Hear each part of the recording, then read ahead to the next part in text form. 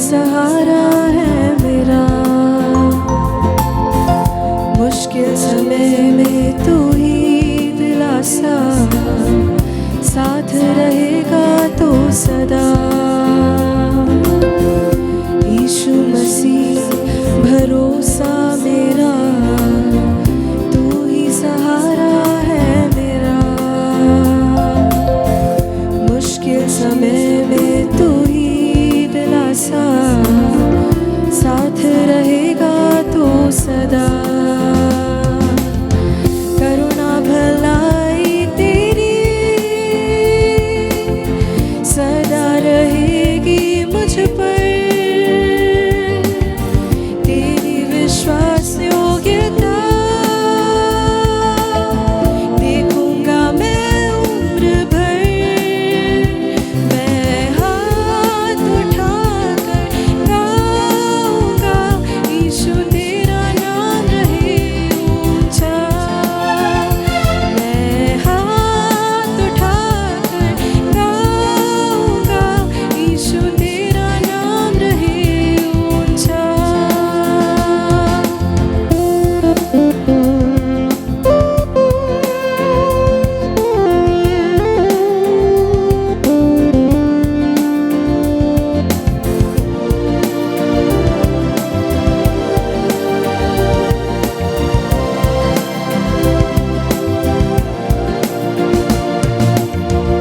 मौत से है बचाया तूने, जीवन नया है दे दिया। नाम लेकर पुकारा मुझे, महिमा से मुझको भर दिया। मौत से है बचाया तूने, जीवन नया है दे दिया।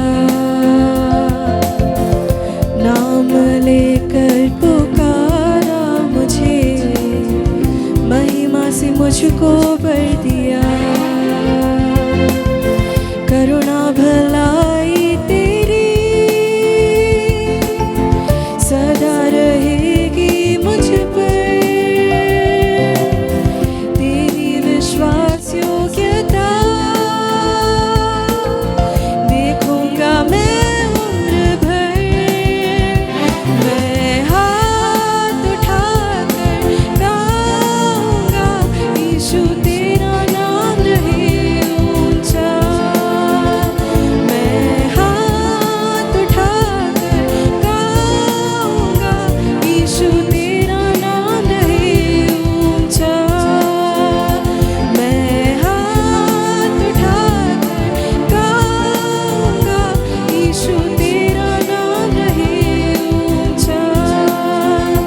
मैं हाथ उठाकर गाऊंगा, यीशु तेरा नाम रहे ऊंचा।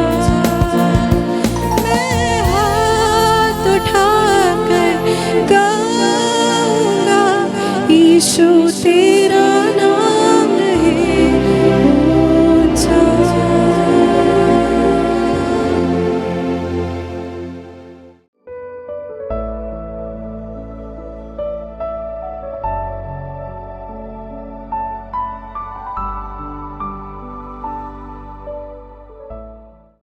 ദൈവത്തിന് മഹത്വം. ഭാവന എന്ന ചെറിയൊരു പ്രോഗ്രാമാണ് ഇവിടെ പറയുവാൻ പോകുന്നത്. പാതാളത്തിൽ യാതന സ്ഥലത്തു നിന്നും ധനവാൻ ഭൂമിയിലുള്ള തൻ്റെ 5 സഹോദരങ്ങൾക്ക് അയച്ച കത്തിൻ്റെ ഒരു ഭാവന. എത്രയും സ്നേഹം നിറഞ്ഞ സഹോദരങ്ങളെ, ബൈബിളിൽ പറഞ്ഞിരിക്കുന്ന ധനവാനും ലാസറും നമുക്കെല്ലാം പരിചയമുള്ള കഥാപാത്രങ്ങളാണല്ലോ. ഈ ധനവാൻ എത്തിച്ചേർന്ന യാതന സ്ഥലത്തു നിന്നും അയച്ച ഒരു കത്ത് ഭാവന രൂപത്തിൽ ഇവിടെ അവതരിപ്പിക്കുകയാണ്. എത്രയും സ്നേഹം നിറഞ്ഞ എൻ്റെ സഹോദരങ്ങൾക്കും നിങ്ങൾക്കും വേണ്ടിയാണ് എഴുതുന്നത്. വളരെ നാളായി ഇങ്ങനെയൊരു കത്തെഴുതുവാൻ ആഗ്രഹിച്ചിരിക്കുന്നു. ഇവിടെ കത്തെഴുതുവാൻ അനുവാദമില്ല. ഇപ്പോൾ ആരും കാണാതെ രഹസ്യമായാണ് എഴുതുന്നത്. എൻ്റെ ഇപ്പോഴത്തെ താമസ സ്ഥലത്തെക്കുറിച്ചും എൻ്റെ അവസ്ഥയെക്കുറിച്ചും നിങ്ങളെ അറിയിക്കുവാനാണ് എഴുതുന്നത്. ധനവാൻ എഴുതുകയാണ്, നിങ്ങൾക്കറിയാമല്ലോ, ഞാൻ ധൂമ്ര വസ്ത്രവും പട്ടും ധരിച്ച് ദിനം പ്രതി ആഡംബരത്തോടെ സൂക്ഷിച്ചുകൊണ്ടിരുന്നു. അങ്ങനെ ജീവിതം നയിച്ചുകൊണ്ടിരുന്നപ്പോൾ പെട്ടെന്നുള്ള എൻ്റെ മരണം നിങ്ങൾ ഓർക്കുന്നുണ്ടാവണം. ശവസംസ്കാരം ആഡംബരമായി തന്നെ നടത്തിയതും ഞാൻ നന്ദിയോടോർക്കുന്നു. മാത്രമല്ല, മരണാനന്തര പ്രാർത്ഥനകളും കൂദാശകളും നടത്തുന്നതുകൊണ്ട് യാതൊരു പ്രയോജനവുമില്ല. ഇപ്പോൾ ഞാൻ പാതാളത്തിൽ നിത്യയാതന അനുഭവിക്കുകയാണ്. ഒരു പക്ഷേ നിങ്ങൾ കരുതുന്നുണ്ടാകും എനിക്ക് സുഖജീവിതമാണെന്ന്. ഇവിടെ ചാകാത്ത പുഴുവും കെടാത്ത തീയും. ജീവിച്ചിരിക്കുമ്പോൾ സ്വർഗത്തെയും നരകത്തെയും മാനസാന്തരത്തെയും കുറിച്ച് സുവിശേഷം അറിയിച്ചതാണ്. അവരെ ഞാൻ പരിഹസിച്ച് പറഞ്ഞു വിട്ടു. ഇന്ന് അതോർത്ത് ഞാൻ പശ്ചാത്തപിക്കുന്നു. കൂടുതൽ വിവരങ്ങൾ അറിയിക്കുവാൻ എനിക്ക് ശക്തിയില്ല. ദാഹത്താൽ നാവ് വരണ്ട് തളരുകയാണ്. ദൈവവചനം എത്ര സത്യമാണെന്ന് തെളിയിക്കുന്നു. ഒരു അവിശ്വസനീയമായ കാഴ്ച കാണുന്നു. ലാസർ എന്ന പേരുള്ള ഒരു മനുഷ്യൻ എൻ്റെ പടിവാതിക്കൽ കിടന്നത് നിങ്ങൾ ഓർക്കുന്നുണ്ടോ? അവൻ മരിച്ചപ്പോൾ അവനെ ആരും തിരിഞ്ഞു നോക്കിയില്ല.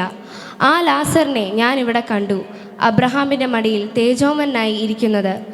അബ്രഹാം പിതാവിനോട് ഞാൻ അപേക്ഷിച്ചു, ലാസറിൻ്റെ വിരലിൻ്റെ അറ്റം വെള്ളത്തിൽ മുക്കി എൻ്റെ നാവിനെ തണുപ്പിക്കുവാൻ ലാസറിനെ അയക്കണമെന്ന്. സ്വർഗത്തിൽ നിന്ന് നരകത്തിലേക്കോ നരകത്തിൽ നിന്ന് സ്വർഗത്തിലേക്കോ കടക്കുവാൻ സാധിക്കുകയില്ല. ഞങ്ങൾക്കും നിങ്ങൾക്കും തമ്മിൽ ഒരു പിളർപ്പുണ്ടായിരിക്കുന്നു, അതുകൊണ്ട് സാധ്യമല്ല എന്ന് അബ്രഹാം പിതാവ് മറുപടി പറഞ്ഞു. എൻ്റെ അവസ്ഥ വരാതിരിക്കാൻ ലാസറിനെ എൻ്റെ അപ്പൻ്റെ വീട്ടിലേക്ക് അയക്കാമോ? അവർക്ക് മോശയും പ്രവാചകന്മാരും ഉണ്ടല്ലോ. സത്യവചനം വായിച്ച് ജീവിതം ക്രമീകരിക്കട്ടെ എന്ന് അബ്രഹാം പിതാവ് മറുപടി പറഞ്ഞു. സ്വർഗവും നരകവും ഭൂമിയിൽ തന്നെ എന്ന് പറഞ്ഞ് ആഡംബരത്തോടെ ജീവിച്ചു. നരകയാതന എന്തെന്ന് ഞാൻ ഇപ്പോൾ അറിയുന്നു. പാപിക്ക് സ്വർഗം ലഭിക്കുകയില്ല. പാപത്തിൻ്റെ ശമ്പളം മരണമാണ്. നമ്മൾ വ്യക്തിപരമായി രക്ഷ പ്രാപിക്കണം. രക്ഷ നാം ഉറപ്പാക്കണം. ഇത് ദുഷ്കാലമാകിയാൽ സമയം തക്കത്തിൽ ഉപയോഗിക്കുക. സ്നാനപ്പെടുക, അപ്പോസ്തലന്മാരുടെ ഉപദേശം കേൾക്കുക, അപ്പം നുറുക്കുക, കൂട്ടായ്മ ആചരിക്കുക. ഏവർക്കും നന്ദി.